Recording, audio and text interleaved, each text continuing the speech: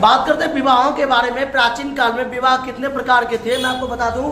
प्राचीन काल में विवाह जो थे वो कैसे होते थे, किस प्रकार से होते थे। यानी विवाह एक ऐसा बंधन जिसमें स्त्री पुरुष का संबंध होता है, संसार का विकास होता है। तो बात करते हैं विवाहों के बारे में। आप जानते होंगे, इस बार कई बार क्वेश्चन पूछता है कि प्राचीन काल में विवाह की प्रक्रिया किस प्रकार की थी। जानते होंगे विवाह 8 प्रकार के थे। बहुपत्नी विवाह, बहुपति विवाह, सती विवाह, याद रखिएगा। उसके बाद अंतरजाति विवाह, ब्रहजाति विवाह, गोत्र विवाह और नरसिंह विवाह। इस तरह से 8 प्रकार के विवाह थे। और विवाह जो थे वो 8 प्रकार के हमारे थे। तो याद रखिएगा विवाह के कितने प्रकार हैं। विवाह के 8 प्रकार थे। अब बात करते हैं हम 8 प्रकार के विवाहों में से। पहला आता है आपका जाति विवाह। तो बात करते हैं जाति विवाह वह विवाह होता है जो एक ही जाति में किया जाता है, जिसे कहते हैं जाति विवाह। और अंतर जाति विवाह होता है कि जाति के अंदर ही विवाह होता है, उसे कहते हैं अंतर जाति विवाह। और आता है ब्रह जाति विवाह, यानी कि जो बाहर के जाति से विवाह कर लेता है। जैसे कि कोई ब्राह्मण है वो क्षत्रिय से शादी कर लेता है या राजपूत से कर लेता है, तो उसे कहते हैं ब्रह जाति विवाह, याद रखना है। फिर आते हैं बहुपत्नी विवाह। प्राचीन काल में एक राजा कई पत्नियां रखता था। जैसे राजा दशरथ के 3 पत्नियां थी, उसी तरह से कई प्रकार के शाहजहां के 100 पत्नियां होती थी, रानियां होती थी। उसे कहते थे बहुपत्नी विवाह। एक राजा के बहुत सारे पत्नियां होती थी, बहुपत्नी विवाह।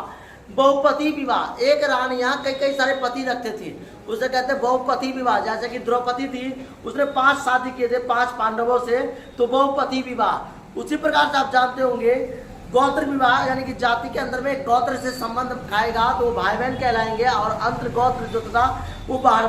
तो जानते हैं विवाह के किस प्रकार होते हैं, यानी कि विवाह के कितने प्रकार होते हैं।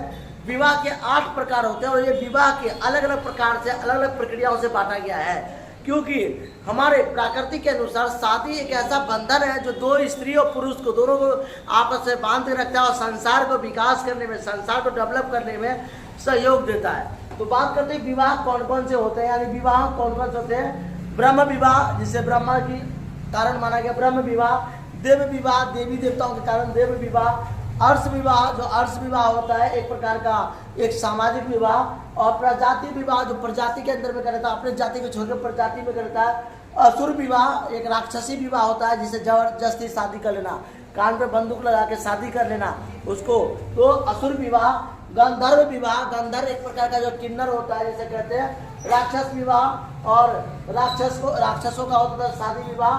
पिशाच विवाह, भूत पिशाचों का विवाह। इस तरह से अलग अलग प्रकार के विवाह होते हैं और 8 प्रकार के विवाह होते हैं। आपसे क्वेश्चन पूछ देता है प्राचीन काल में विवाह कितने प्रकार के थे, तो 8 प्रकार के विवाह थे। शादी रात में ही क्यों की जाती है। प्राकृतिक हिंदू देवी देवताओं के अनुसार हिंदू में शादी रात में क्यों होता है, तो मैं आपको बता दूं शादी रात में होने का मुख्य कारण है प्राकृतिक में जो है सूर्य का गर्माहट होता है, और रात में जो चांद होता है, जो आपका नक्षत्र तारा होता है, ग्रह होता है, इनको चमकते हुए जिस तरह से चमक रहे जीवन भर के लिए, वैसे पति पत्नी का जीवन भी चमकता रहे, इसलिए वो रात में शादी प्राकृतिक के अनुसार होता है। तो अधिकार का है शादी रात में क्या होता है। एक ऐसी मान्यता है कि फेरे यानी ध्रुव तारे के बीच में, यानी ध्रुव तारा होता है 7 तारों का बंधन, सप्तऋषि जिसे कहते हैं, साक्षी मानकर किए जाते हैं, तो वह रिश्ता जन्म जन्मांतर तक चलता है और बना रहता है। ब्रह्म विवाह क्या होता है, दोनों पक्ष के सहमति की किसी सुरक्षक से वर कन्या का विवाह निश्चित रूप से कर देते, उसे ब्रह्म विवाह होता है, जिसमें कि ब्रह्मा का पक्ष होता है, स्त्री और पुरुष के घर वाले दोनों संबंध में हैं, दोनों का विवाह शारीरिक संबंध में समानता के आधार पर किया जाता है।